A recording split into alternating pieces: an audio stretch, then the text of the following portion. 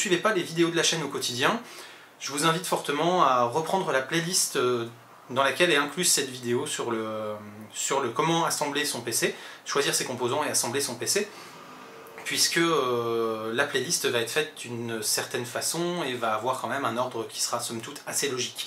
Si par contre vous suivez donc les vidéos au quotidien mais que vous avez raté les vidéos précédentes, bien n'hésitez surtout pas à reprendre les vidéos avec le numéro, à partir du numéro 0 qui est l'épisode d'introduction, pour vous permettre ensuite de pouvoir suivre le tout dans une chronologie plutôt logique et qui vous aidera à savoir un petit peu où vous en êtes dans votre apprentissage, mais aussi et surtout, il y aura certaines notions qui auront été abordées dans les vidéos précédentes, qui ne seront pas forcément réexpliquées dans les vidéos suivantes, je dirais juste, je vous l'ai expliqué dans la vidéo d'avant, donc si vous n'avez pas vu les vidéos d'avant, ça risque d'être un petit peu plus difficile pour vous de suivre. Donc dans l'épisode de présentation, on disait qu'il vous fallait un boîtier pour pouvoir assembler votre ordinateur.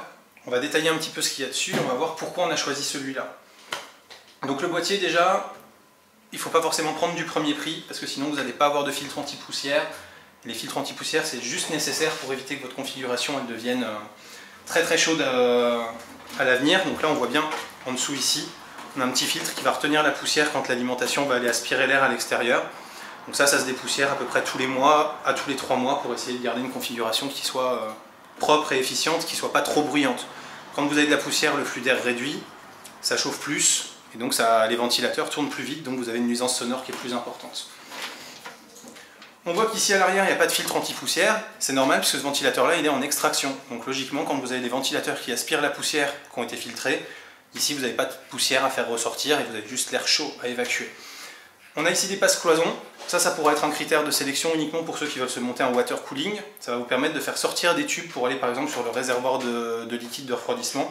Pour tous les autres ça ne sera pas un critère de choix. On va rester sur l'arrière pour l'instant, ici on va voir le panneau de la carte mère avec toutes les entrées-sorties de la carte. Ici, les panneaux pour toutes les cartes filles qu'on va pouvoir ensuite venir fixer.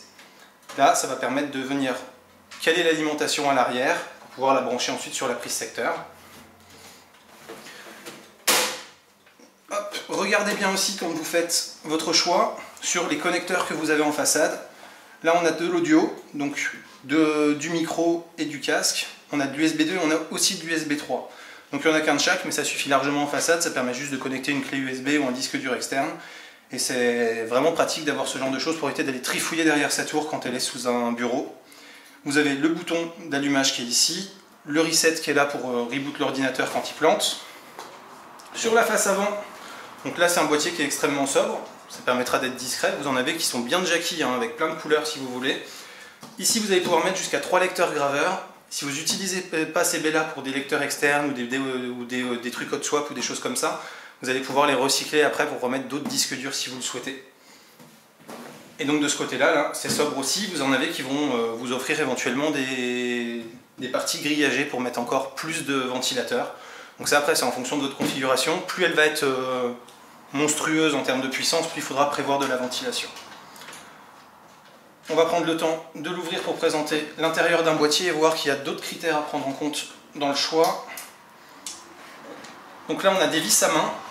Donc ça déjà c'est plutôt une bonne chose, ça permet d'avoir un montage beaucoup plus efficace. Merci.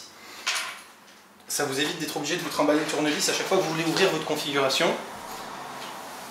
Quand vous allez devoir choisir un boîtier, allez toujours lire les tests, puisqu'il y a des trucs tout bêtes, mais par exemple les prises de rallonge qui sont ici, qui vont vous permettre de connecter en fait les connecteurs de façade qu'on a vu juste avant. Et bien, si elles sont trop courtes, vous ne pouvez pas les emmener sur les bons connecteurs de la carte mère. Donc là on voit bien qu'ils ont la bonne distance, puisqu'ils arrivent à aller jusqu'au bout du boîtier. Donc quelle que soit la carte mère et quel que soit son positionnement, vous allez pouvoir connecter les connecteurs au bon endroit dessus. Donc ça c'est vraiment très important. De la même manière, ici vous avez de la fixation sans outil, ça va vous éviter de vous battre avec votre tournevis à chaque fois que vous voulez monter un disque dur ou le démonter. Et on voit qu'on a donc des petites cages extractibles ici pour du 2,5 pouces si vous avez des SSD, pour du 3,5 pouces pour les disques durs classiques. Donc ça c'est super pratique également, et on voit qu'elles sont à 90 degrés, ce qui va vous permettre de les extraire très facilement si vous avez un souci sur un des composants. Et de l'autre côté, pour le câble management, ça va aussi vous permettre de ne pas être obligé de tordre vos câbles ou de les avoir ici, qui passent devant la carte mère. Vous allez pouvoir les faire passer directement par le panneau arrière, pour pouvoir faire un montage qui soit propre, et éviter d'avoir les câbles qui se baladent au milieu de votre configuration. Et ça peut être aussi un gros critère de choix si vous voulez faire une configuration avec une porte vitrée, qu'on voit à l'intérieur avec des néons, des choses comme ça. On va ouvrir le deuxième panneau. de l'autre côté pour voir justement, quand je disais le câble management. Donc sur les boîtiers les plus onéreux, vous allez avoir un espace ici qui sera beaucoup plus important pour faire passer du câble. Ça peut être vraiment si vous avez beaucoup de disques durs, beaucoup de lecteurs ou des choses comme ça peut être un critère de choix aussi pour vous parce que vous allez avoir beaucoup de câbles à faire passer. De manière générale sinon, on a quelques millimètres mais ça suffit pour faire passer des nappes plates. Et on voit ici qu'on a donc des passes-câbles, ici. Ici, donc là, ils ne sont même pas embêtés, ils ont laissé un gros trou mais c'est très bien puisqu'on peut faire passer tous les câbles par ici. Et la chose qui est importante aussi, c'est qu'on voit bien que là le métal a bien été protégé pour ne pas abîmer les câbles s'il y a des légères vibrations avec un flux d'air ou un disque qui se met à vibrer par exemple. Autre chose intéressante, c'est cette cage là qui est juste derrière le processeur sur la carte mère, qui va vous permettre, si vous voulez, après avoir monté votre configuration, changer de ventilateur, et bien vous allez pouvoir le faire sans démonter toute votre carte. Vous avez juste à défaire le ventilateur d'ici, à le récupérer de l'autre côté, l'extraire et venir remonter le deuxième à la place. Donc ça c'est pareil, c'est un gain de temps pour faire évoluer votre configuration qui n'est pas négligeable et qui peut être vraiment à prendre en compte lors du choix de votre boîtier. Voilà pour la présentation d'un boîtier, et maintenant on va passer à l'alimentation. Si vous avez aimé ma vidéo, vous avez plusieurs façons de soutenir mon travail. La première, c'est de visiter ma chaîne YouTube et de vous abonner. La deuxième, c'est de venir mettre un j'aime sur ma page Facebook. Vous pouvez également venir mettre un +1 sur ma page Google+. Vous pouvez visiter mon site web. Et bien sûr, vous pouvez vous abonner à mon flux Twitter. Toutes les manières sont bonnes, alors n'hésitez pas, ça me fera plaisir, dans un cas comme dans l'autre. À très bientôt pour des prochaines vidéos.